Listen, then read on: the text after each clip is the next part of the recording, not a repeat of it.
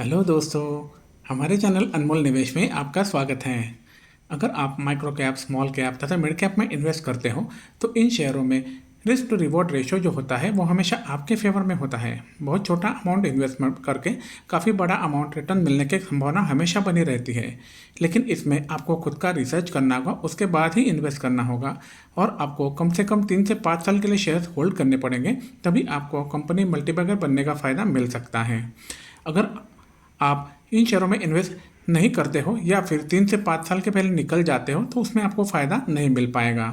आज हम एक स्मॉल कैप फार्मा कंपनी के बारे में बात करेंगे जिसका मार्केट कैप है 2263 करोड़ रुपीज़। करंट प्राइस है 281, 52 वीक हाई है 360 और लो है 170।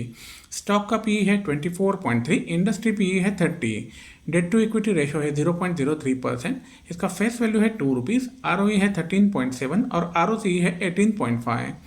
इसका प्रमोटर होल्डिंग है 68.30%। हाल ही में प्रमोटर ने अपना होल्डिंग बढ़ा दिया है 0.02% से। नेट प्रॉफिट है 93.1 करोड़ रुपीज़।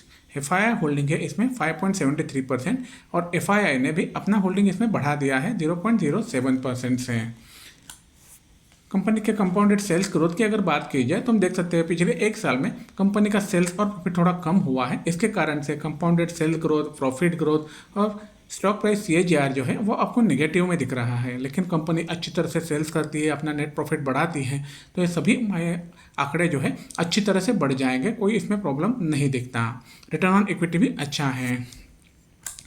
ये कंपनी जो है वो एक्टिव फार्मास्यूटिकल इंग्रेडिएंट्स मैन्युफैक्चर करती है अपने परशुराम लोटे के महाराष्ट्र के प्लांट में, जिनका टोटल मैन्युफैक्चरिंग कैपेसिटी है 547 किलो लीटर पर डे।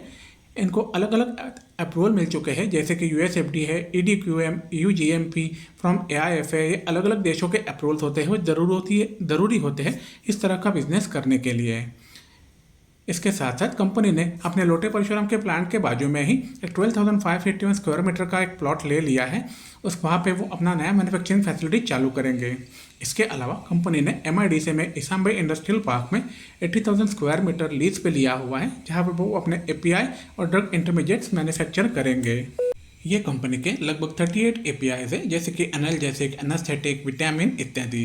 ये कंपनी का प्रेजेंस जो है टोटल 86 कंट्रीज में है। इसके कारण से इनका रेवेन्यू जो है वो 76% रेवेन्यू एक्सपोर्ट्स के द्वारा आता है। आप देख सकते हो जियोग्राफिकल मिक्स में FY22 में इसका एशिया में बिजनेस था 51%, यूरोप में 30%, लैटिन अमेरिका 12%, नॉर्थ अमेरिका 3% और 10 में 4%।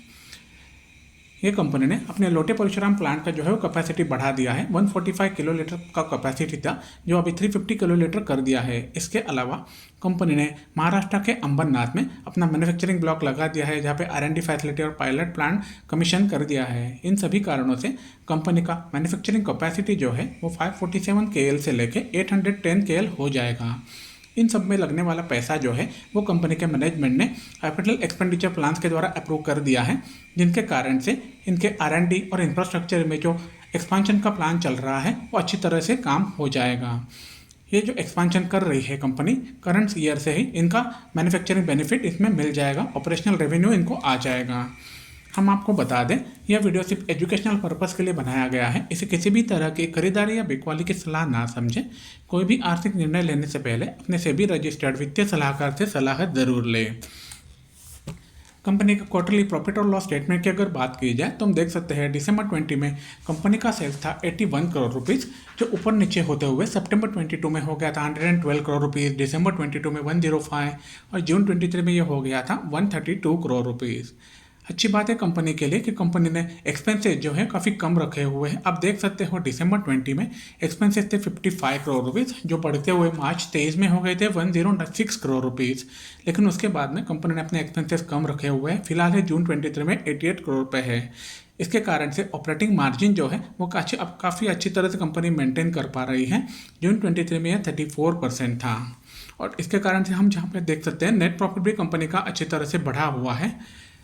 कंपनी के ईयरली प्रॉफिट और लॉस स्टेटमेंट की अगर बात की जाए तो हम देख सकते हैं कंपनी का सेल्स था मार्च 17 में 184 करोड़ रुपीज़, जो ऊपर नीचे होते हुए मार्च 20 में यह हो गया था 312 करोड़ रुपीज़, जो पिछले साल के मुकाबले 12% ज़्यादा था। मार्च 21 में ये 25% बढ़ के हो गया 391 करोड़ रुपीज़ और मार्च 22 में 36% बढ़ के ये हो गया था 530 करोड़ रुपीज़। मार्च 23 में ये फिलहाल 461 करोड़ पे था। इसके साथ में आप देख सकते हैं नेट प्रॉफिट जो है कंपनी का मार्च 17 में था सिर्फ 6 करोड़ रुपीज़, लगातार बढ़ते हुए मार्च 20 में ये हो गया था 73 करोड़ रुपीज़, जो पिछले साल के मुकाबले 85% ज़्यादा था। मार्च 21 में ये हो गया था 124 करोड़ रुपीज़, जो 70% ज़्यादा था पिछले साल के मुकाबले। मार्च 22 में ये 152 करोड़ हो चुका है, जो 23% ज़्यादा है। मार्च 23 में फिलहाल तो नेट प्रॉफिट यहाँ पे दिख रहा है 90 करोड़ रुपीज़। अभी हमने जो नंबर देखे वो आपको ग्राफिकल रिप्रेजेंटेशन में ज़्यादा अच्छी तरह से समझ आएंगे। कंपनी के बैलेंस शीट की अगर बात की जाए तो हम देख सकते हैं मार्च 17 में कंपनी के पास रिजर्व थे 31 करोड़ रुपीज़, जो लगातार बढ़ते हुए मार्च 21 में हो गए थे 254 करोड़ रुपीज़, जो पिछले साल के मुकाबले 90% ज़्यादा है। इसी तरह से मार्च 22 में 600 करोड़ रुपीज़ हुआ था, जो 135% ज़्यादा था। और मार्च 23 में 14% बढ़ के हो गए हैं 683 करोड़ रुपीज़। लेकिन बहुत अच्छी चीज़ है कंपनी के लिए कि मार्च 17 में कंपनी के बोरोइंग्स थे 140 करोड़ रुपीज़, जो लगातार घटते हुए हम देख सकते हैं। मार्च 21 में हो गए थे 72 करोड़ रुपीज़, मार्च 22 में हो गए थे 27 करोड़ रुपीज़ और मार्च 23 में एकदम लोअर पे है 22 करोड़ रुपीज़। इसके साथ साथ अदर लायबिलिटी जो हम देख सकते हैं मार्च 20 में सबसे ज़्यादा अदर लायबिलिटीज़ थे, जो अभी मार्च 23 में फिलहाल 98 करोड़ रुपीज़ पे है। अभी हमने जो नंबर देखे वो आपको ग्राफ्स में अच्छी तरह से समझ आएंगे। कंपनी के शेयर होल्डिंग पैटर्न की अगर बात की जाए तो हम देख सकते हैं दिसंबर 21 में कंपनी के प्रमोटर्स के पास थे 68.24% शेयर्स, जो लगातार जून 22 तक 68.24% थे। लेकिन उसके बाद में दिसंबर 22 में भी 68.24 थे। मार्च 23 में कंपनी के पास जो है 68.28% हो गए प्रमोटर्स के पास जो शेयर्स है वो, मतलब कंपनी के प्रमोटर्स ने अपना शेयर होल्डिंग बढ़ा दिया है। और इसके साथ साथ जून 23 में भी 68.30% कर दिया है प्रमोटर्स ने अपना शेयर होल्डिंग।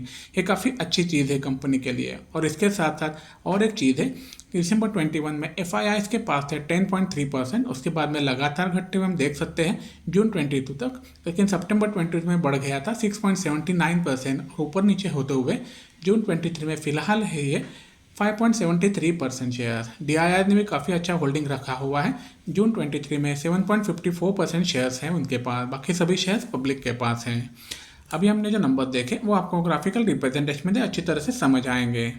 मैं आपको बता दूं यह वीडियो जो है वो सिर्फ एजुकेशनल पर्पस के लिए बनाया गया है। इसे किसी भी तरह की खरीदारी या बिकवाली की सलाह ना समझे। कोई भी आर्थिक निर्णय लेने से पहले अपने सेबी रजिस्टर्ड वित्तीय सलाहकार से सलाह जरूर लें। कंपनी के एक साल की बात अगर की जाए तो हम देख सकते हैं कंपनी अच्छी तरह से काम नहीं कर रही थी, इसलिए कंपनी का प्राइस जो है काफ़ी नीचे आया हुआ था, 200 से भी नीचे चला गया था। लेकिन अप्रैल 23 में ये काफ़ी अच्छी तरह से रिजल्ट आने के बाद में कंपनी का प्राइस ऊपर गया है और कंटिन्यूसली ऊपर ही जा रहा है। इसी तरह से कंपनी अपना सेल्स बढ़ा के, नेट प्रॉफिट बढ़ा के, एक्सपेंसेस कम करके काम करती है, तो यह कंपनी ज़रूर मल्टीबैगर बन सकती है। यही चीज़ हमें यहाँ पे ऑल टाइम चार्ट में भी दिखती है, जो हम यहाँ पे इन्वेस्टमेंट कर सकते हैं अच्छी तरह से रिसर्च करके। हम जिस कंपनी की बात कर रहे हैं उस कंपनी का नाम है सुप्रिया लाइफ साइंसेस लिमिटेड।